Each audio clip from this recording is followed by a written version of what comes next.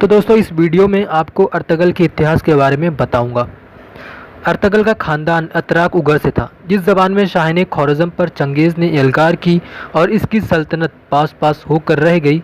तुर्की कबाइल जुनूब की तरफ भागे, बाज़ ईरान व शाम गए जो आगे चलकर तुर्कमानी मशहूर हुए। बाज़ मिस्र के सलातीन ममलूक अतराक से मारका आरा हुए, मगर शिकस्त खाकर एशियाई कूचक में सलाजिका से आ मिले। इन्हें तुर्की कबाइल में अर्तगल का कबीला भी था। अर्तगल का बाप सुलेमान शाह सरगरोह कबीला था, जो खरासान से शाम आया और फरात उतरते हुए सुलेमान शाह डूब गया।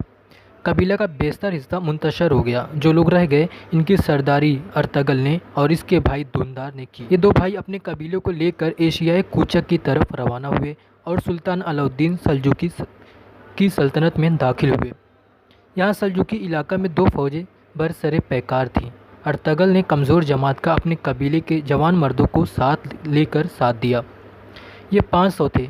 ये तुर्क इस बेजिगरी से लड़े कि ताकतवर जमात ने राह फरार अख्तियार की। मालूम हुआ कि ये तातारी थे, जिनकी हिमायत की गई। वो अलाउद्दीन के बाद मलिक शाह सल्जूकी के सिपाही थे। अलाउद्दीन ने इस कारनामे की वजह से अर्तगल पर शाहाना तवज्जो मबजूल की और कस्बा स्कुदार और तुमांज का सरसब्ज और जरखेज़ खत्ता अता किया।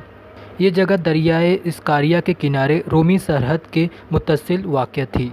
अर्तगल को खत्ता अराज़ी के साथ उज़्बक का खिताब अता किया और इन हुदूद का सिप्पेदार मुकर्रर फरमाया। अर्तगल ने अपने इलाका का इंतज़ाम हाथ में लेकर एक छोटी सी सरदारी की तश्कील कर ली। सरगर्द कस्बा को अपने क़याम का मरकज़ बनाया। इसके करीब ही हुदूद बाज़ंताइन के मिलते थे। अलाउद्दीन के बाद के ज़माने में दौलत सलूजिकिया अंदरूनी इख्तिलाल और उमरा की बगावतों की वजह से ज़वाल की राह लग चुकी थी। अगर कोनिया में इनकी कुछ शान व शुकवा कायम थी, मगर दायरे हुकूमत महदूद होकर रह गया था। इधर इनमें असलाफ किसी जाँबाजी जंग करने का शौक़ भी ना रहा था। जिस कदर इलाका कब्ज़ा व तसर्रुफ़ में था, इस पर इक्तफ़ा किए हुए थे। मगर हुदूद सल्तनत के करीब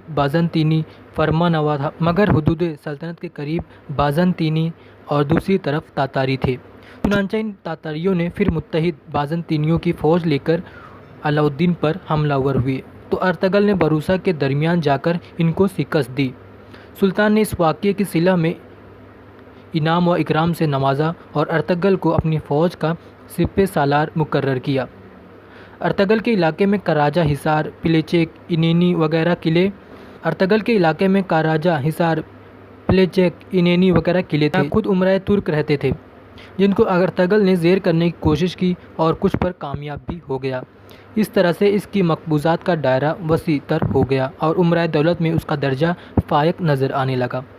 आखिरकार सुल्तान अलाउद्दीन सल्जूकी ने अर्तगल को अपना नायब करार दिया।